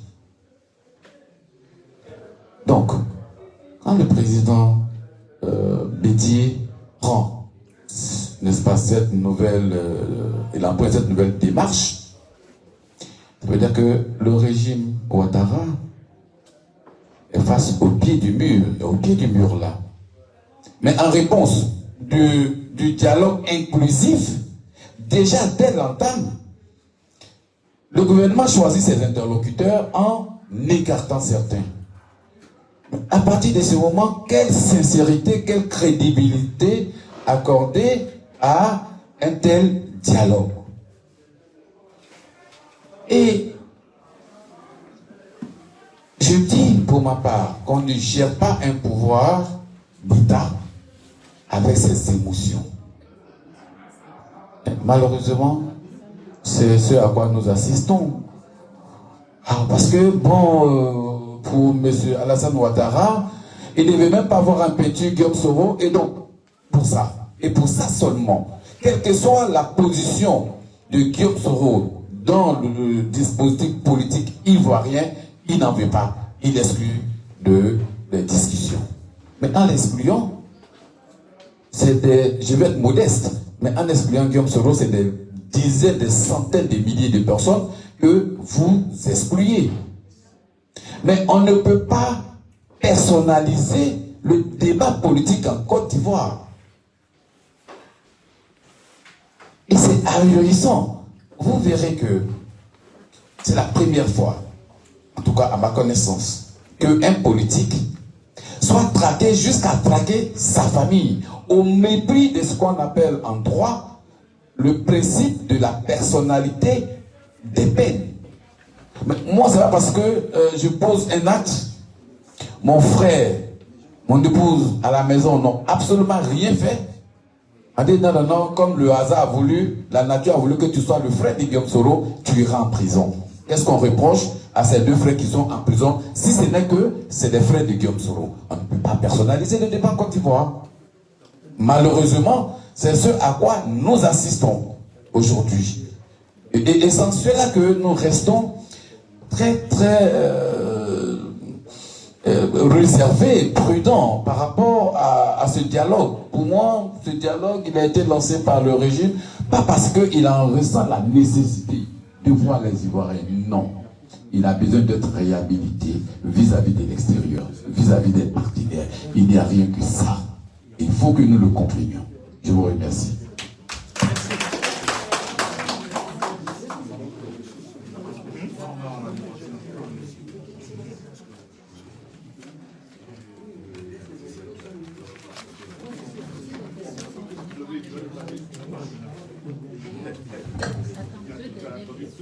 Alors, je pense que M. Touré, vous avez été satisfait. Vous avez été satisfait de votre... Hein? Comment? Par rapport, oui, je vais répondre à votre question. La deuxième, pour dire le débat. Vous pouvez rappeler rapidement? Rappelez. Au cas où le gouvernement satisfait voilà. fonction, ouais. Est-ce que GPS est prêt à prendre part aux élections? Il a répondu à ça. Oui. Bon, là, moi je vais répondre à sa place. Non, mais il a déjà répondu. Il a déjà répondu. Il a répondu à la parole.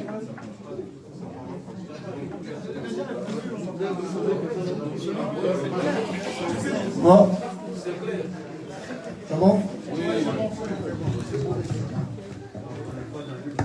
Vu le temps qui nous est réparti, nous allons prendre juste les 2 dernières questions et puis nous allons passer à table. Le monsieur qui est après, non, posez votre question, après on va voir. Bonjour honorable. Je suis Augustin Lobé, journaliste à la radio La Voix de la Diaspora. Ma première question, préoccupation, c'est la décision du Didier, quand il a été convoqué et qu'il a renoncé au comité que vous avez créé, tout ce pour dire que vous n'étiez pas d'accord à un boycottage. Est-ce qu'aujourd'hui, le président Guillaume Soro a été informé? Est-ce que c'est une décision collégiale? Ma deuxième question, si ce n'est pas cela, est-ce qu'aujourd'hui on peut croire à la légitimité du président Guillaume Soro au sein de la coalition? La troisième, votre confrère et ami Soro Kanimbi, après sa libération, allait remercier le président Alassane Ouattara. Est-ce qu'aujourd'hui le GPS n'a pas perdu de crédibilité vis-à-vis des membres influents du parti GPS? La dernière, vous avez invité pas mal de représentants des autres partis qui sont assis là. Vous avez parlé de Monocor, mais là, on n'a pas vu ceux qui sont aussi, qui vous accompagnent dans votre, pas dans le parti, mais dans la coalition, intervenir comme vous. Je ne sais pas si vous n'allez pas solo. Merci. Merci bien, nous allons prendre la dernière question. Passez le micro.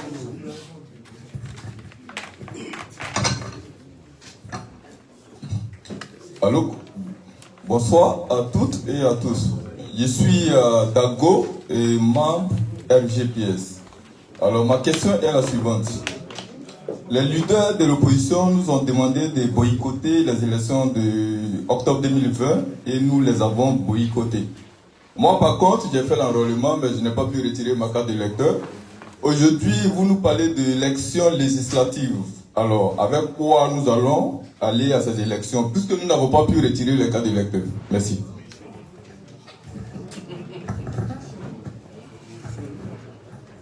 Merci, je passe la parole à la table de séance.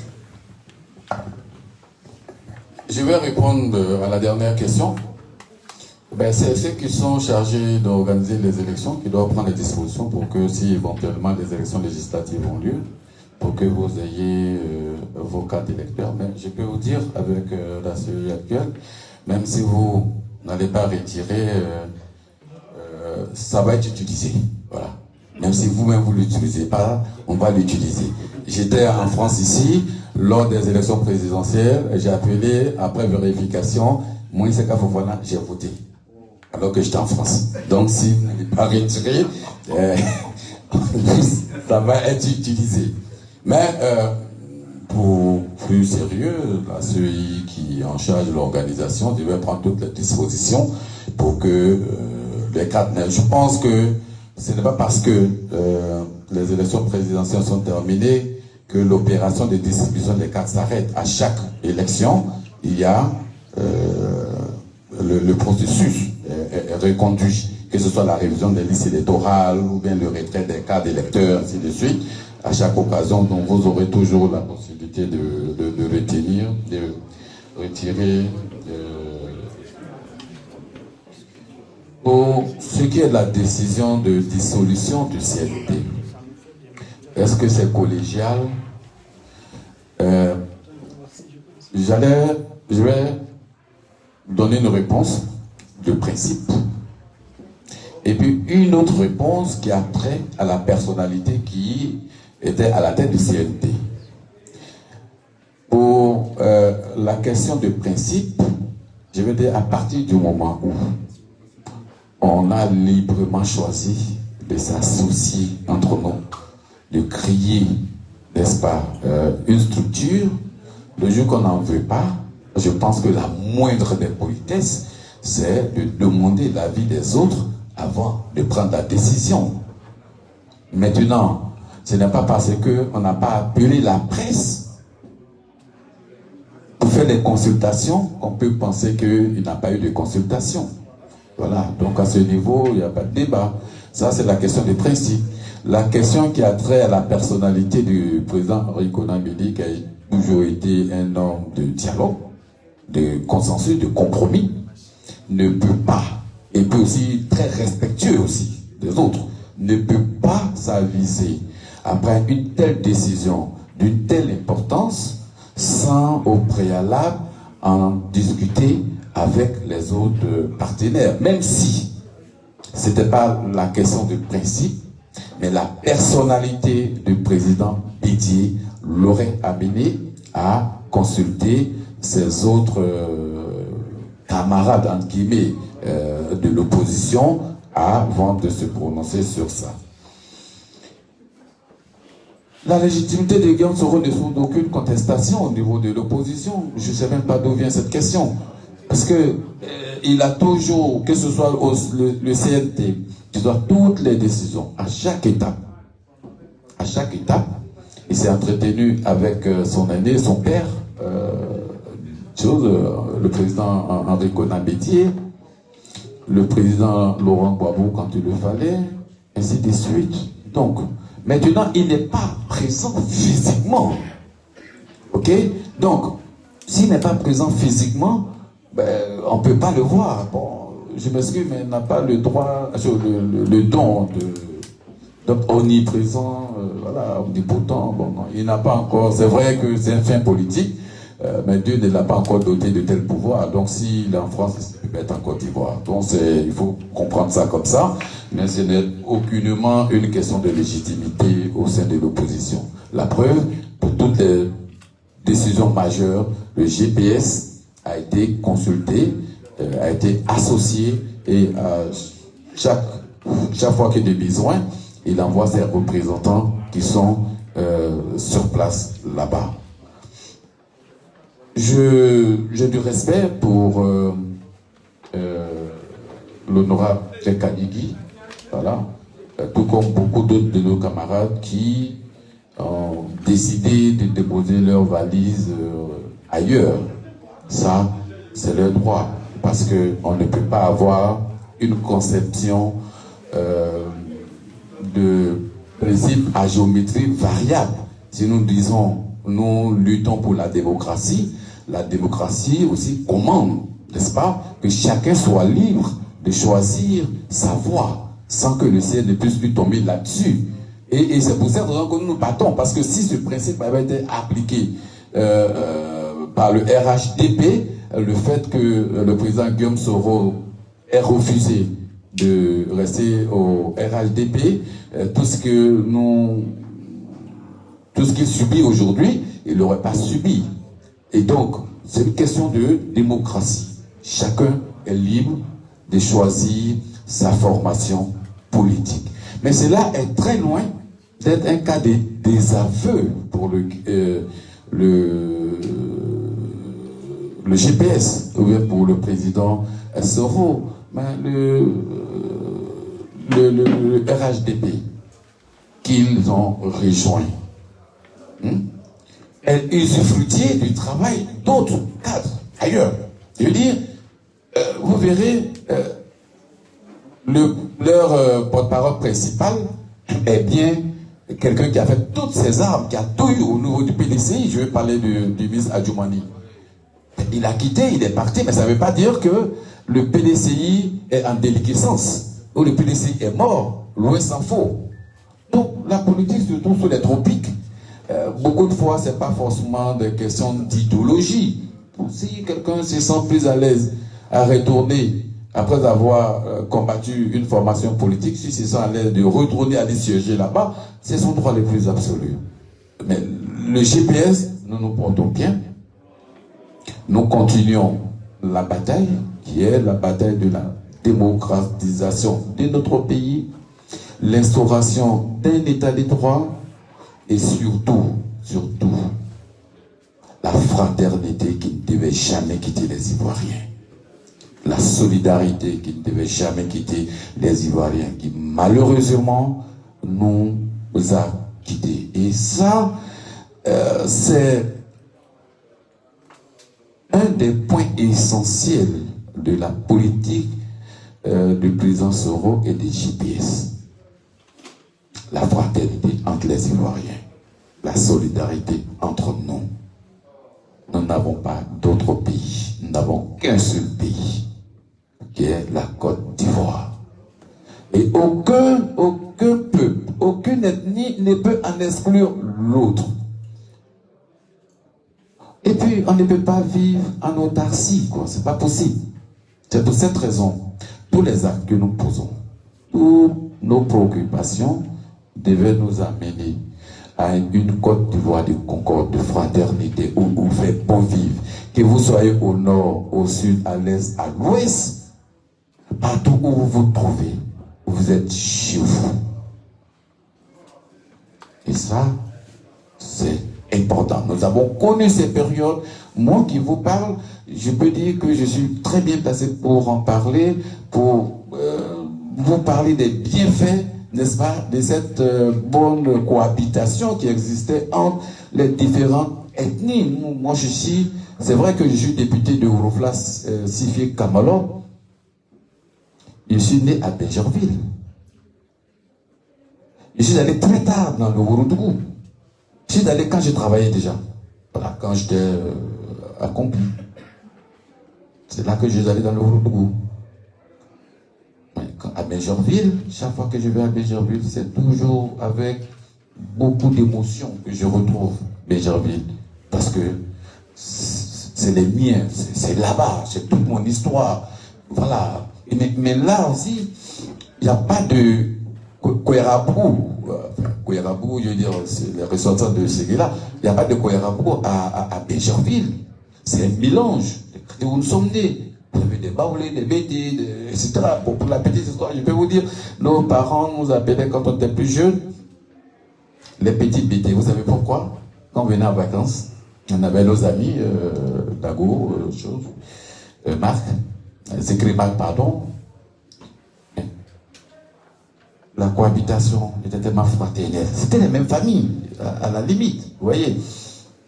Alors qu'est-ce qu'on faisait? Nous qui étions musulmans, enfin qui sommes musulmans, quand on vient en vacances, vous savez, vous allez faire des soirées. Généralement, vous rentrez vers 3h, 4h du matin. Et puis, à 5h, la maman vient vous réveiller pour faire la prière de l'eau.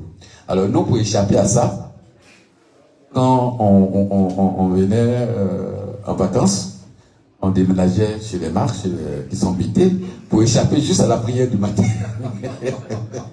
À la prière du matin. Mais ça ne posait aucun problème à nos parents, puisque c'était, voilà, on était tous considérés comme les enfants de toutes les familles présentes dans le quartier, et il n'y avait aucun problème.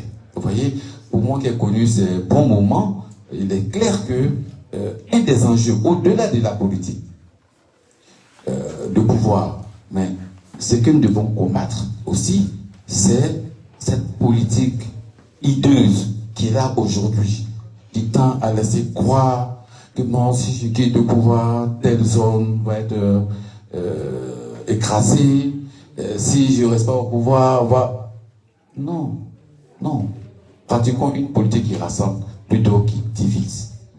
Et je vais tendre sur ce côté parce que, comme je l'ai dit, c'est une préoccupation qui est mienne, okay, que je vais pouvoir partager avec l'ensemble de mes frères ivoiriens et même non ivoiriens, parce que en Côte d'Ivoire, il y en a beaucoup, et qui sont même nés là-bas, mais qui n'ont pas forcément la nationalité ivoirienne. Mais dans le débat qui concerne la concorde, la bonne cohabitation, on ne peut pas les exclure.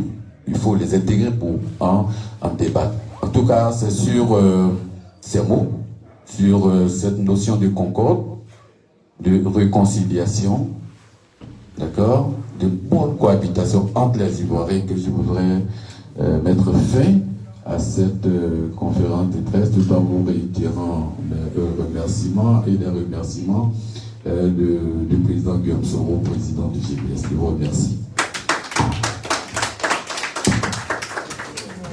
Merci à l'honorable. Nous voulons saluer la présence de tout le monde. Merci à vous tous pour le déplacement. Nous voulons remercier singulièrement les sages qui nous ont soutenus ce jour.